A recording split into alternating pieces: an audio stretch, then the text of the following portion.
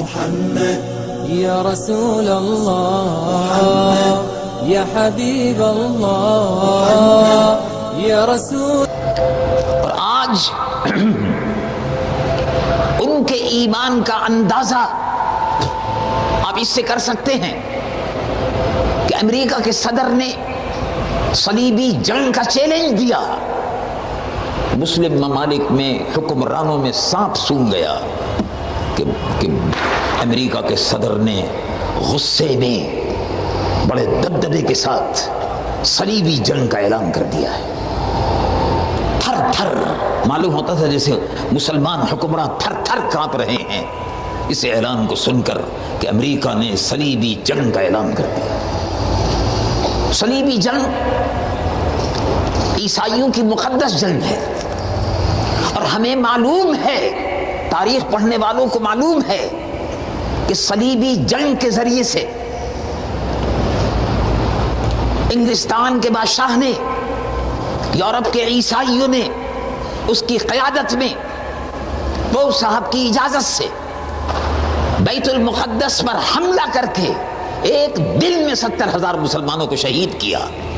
ہمیں معلوم ہے، ہماری تاریخ ہمیں معلوم ہے، ہمیں یہ بھی معلوم ہے کہ افغانستان کی سرزمین پر ایک دن میں، بیت المقدس کی سرزمین پر ایک دن میں مسلمانوں کا 70,000 مسلمانوں کا خون بہانے کے بعد انگلستان کے بادشاہ کی، ٹونی بلیئر کے پردادا کی ابھی تک پیاس نہیں بجھی تھی، تو 2 ہفتے کے اندر اندر عیسائی فوجوں نے، 1 ہفتے کے اندر اندر عیسائی فوجوں نے 2 لاکھ مسلمانوں کو بیت المقدس کی سرزمین پر شہید کیا۔ لیکن اسی سرزمین سے، جیسے کہتے ہیں کہ اسلام زندہ ہوتا ہے ہر کربلا کے بعد، اسی افغانستان کی سرزمین سے جس طرح بیت المقدس کی سرزمین پر مسلمانوں کا خون بہا اور وہ خون رائے گا نہیں گیا، اسی طرح سے آج افغانستان کی سرزمین پر خون مسلمانوں کا بہ رہا ہے۔ لیکن بیت المقدس میں جب خون بہا، اللہ رب العالمین نے کہ خون ہزار انجم سے ہوتی ہے سحر پیدا، اسی سرزمین سے جہاں 2 لاکھ مسلمانوں کا خون 1 ہفتے کے اندر بہا تھا، اللہ نے اسی سرزمین سے صلاح الدین ایوبی کو پیدا فرمایا، اور یا رسول اللہ، اور اسی سرزمین سے صلاح الدین ایوبی نے مسلمانوں کا بدلہ لیا، عیسائیوں کے بادشاہ کو شکست دی، میدان میں اس کو قید کیا۔ اللہ رب العالمین نے مسلمانوں کو فتح و نصرت عطا فرمائی۔ صدر امریکہ نے اسی صلیبی جنگ کا حوالہ دیا ہے۔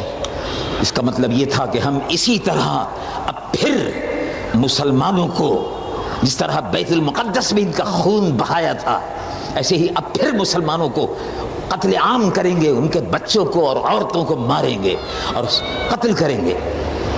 لیکن یہ چیلنج جو انہوں نے دیا تھا صلیبی جنگ کا، کسی حکمران نے اس کو قبول نہیں کیا۔ میں افغانستان کے مسلمانوں کو مبارکباد پیش کرتا ہوں کہ انہوں نے اس چیلنج کو قبول کر لیا، اور اسی سرزمین سے جو آپ مسلمانوں کے خون سے رنگین ہو رہی ہے افغانستان کی سرزمین، انشاءاللہ اسی سرزمین سے پھر اب محمود غزنوی اور شہاب الدین غوری پیدا ہوں گے، اور اسلام زندہ ہوتا ہے ہر کربلا کے بعد۔ میرے محترم بھائیوں، مایوس ہونے کی ضرورت نہیں ہے، مایوس ہونے کی ضرورت نہیں ہے۔ 1 مہینے سے جو مسلمان اس بات کی گواہی دے رہا ہے کہ مومن ہے، تو بے تیغ بھی لڑتا ہے سپاہی، وہ مرد مجاہد افغانستان کے ہزاروں، ان پر اللہ کی رحمت نازل ہو، اللہ تبارک و تعالی فتح و نصرت کے دروازے ان پر کھول رہا ہے۔ جس طرح وہ جہاد کا عزم لے کر پوری قوت کے ساتھ امریکہ کے مقابلے پر ڈٹے ہوئے ہیں، کہ امریکہ کو مسلمانوں کا خون لگ گیا ہے۔ برطانیہ 150 برس تک ہندوستان کی سرزمین پر مسلمانوں کا خون چوستا رہا، اور اب برطانیہ ہی کی وجہ سے کشمیر میں ہندو مسلمانوں کا خون چوس رہا ہے۔ برطانیہ کی وجہ سے، لارڈ بلفور برطانیہ کے وزیر اعظم کی وجہ سے فلسطین میں یہودیوں کی حکومت قائم ہوئی، اور اب فلسطین میں مسلمانوں کا قتل عام ہو رہا ہے۔ یہ عیسائی، یہ امریکہ اور یہ اسرائیل، یہودی، یہ ہندو مسلمانوں کے ازلی دشمن ہیں۔ کون کہتا ہے یہ ہمارے دشمن ہیں؟ تاریخ کہتی ہے، تاریخ بھی کہتی ہے مسلمانوں کے حکمران ماضی میں جنہوں نے جہاد کیا ہندوستان میں اور فلسطین میں، وہ کہتے ہیں کہ یہودی اور عیسائی مسلمانوں کے دشمن ہیں۔ یہ بات تو صحیح ہے، لیکن سب سے بڑی گواہی کہ یہود اور ہنود، عیسائی اور یہودی، ہندو مسلمانوں کے دشمن ہیں، اس کی سب سے بڑی گواہی اللہ رب العالمین خود دے رہا ہے۔ اس سے بڑی گواہی اور کیا ہو سکتی ہے؟ اس سے بڑی گواہی اور کیا ہو سکتی ہے کہ اللہ رب العالمین خود فرما رہا ہے۔ رب العالمین جل جلالہ عما والہ ارشاد فرماتا ہے، یا ایھا الذین آمنوا، اے ایمان والو، ہم تم کو بتاتے ہیں اس لیے کہ تم کو میرے محبوب سید العالمین محمد رسول اللہ کے دین کو روح زمین پر پھیلانا ہے۔ تم بہترین امت ہو، تم خیر امت ہو، تم میرے محبوب کے غلام ہو، تمہارے رگ و ریشے میں محبت مصطفیٰ گامزن ہے، موزن ہے، تم بہترین امت ہو، اور اللہ رب العالمین نے تم کو چن لیا ہے، اللہ نے تم کو چن لیا ہے۔ اسی لیے ارشاد فرمایا کہ دیکھو اللہ رب العالمین نے تم کو چن لیا ہے، تو اب تمہارا فرض کیا ہے؟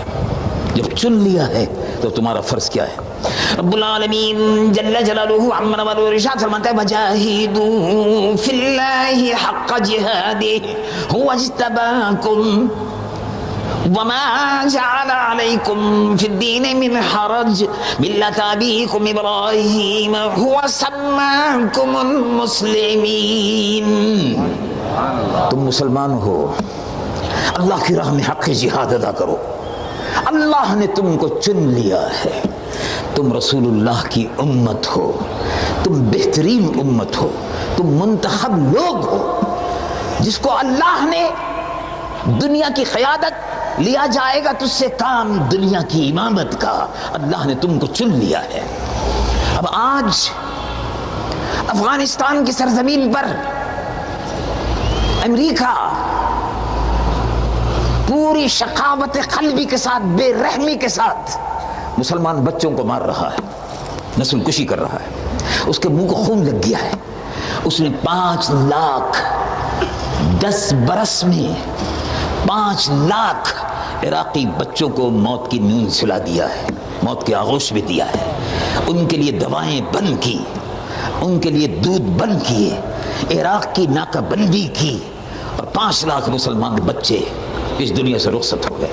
یہ مسلمانوں کی نسل کشی کر رہا ہے۔ 4 لاکھ مسلمان عراق کی جنگ میں شہید ہوا، امریکہ کا مقابلہ کرتا رہا، اور دیکھو عراق چھوٹا سا ملک ہے لیکن 10 برس ہو گئے ابھی تک امریکہ کے سامنے جھکنے نہیں پایا، وہ کھڑا ہوا ہے، اللہ اکبر کے سہارے سے کھڑا ہوا ہے۔ اللہ تبارک و تعالی جل جلالہ عما والہ نے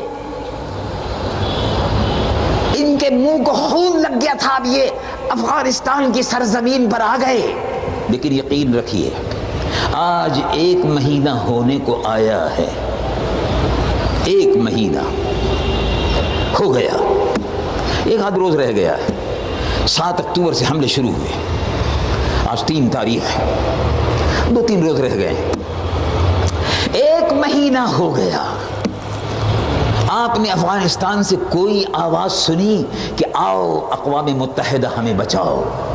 کوئی نہیں۔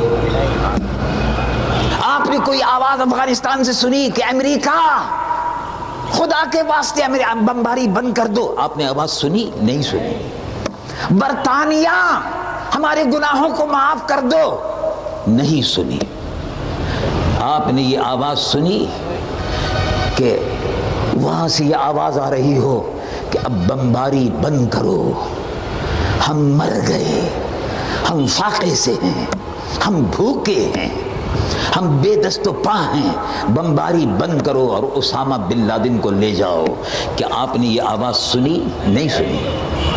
کیسے بہادر لوگ ہیں. قربان جائیے ان کی بہادری پر، قربان جائیے ان کے ایمانی جذبے پر، قربان جائیے ان کی ایمانی قوت پر. ہوائی جہاز جو بمباری کر رہے ہیں وہ بے گناہ اور بے قصور انسانوں کے جسم کے ٹکڑے ضرور کر رہے ہیں، لیکن ان کے ایمان کے ٹکڑے نہیں کر سکے.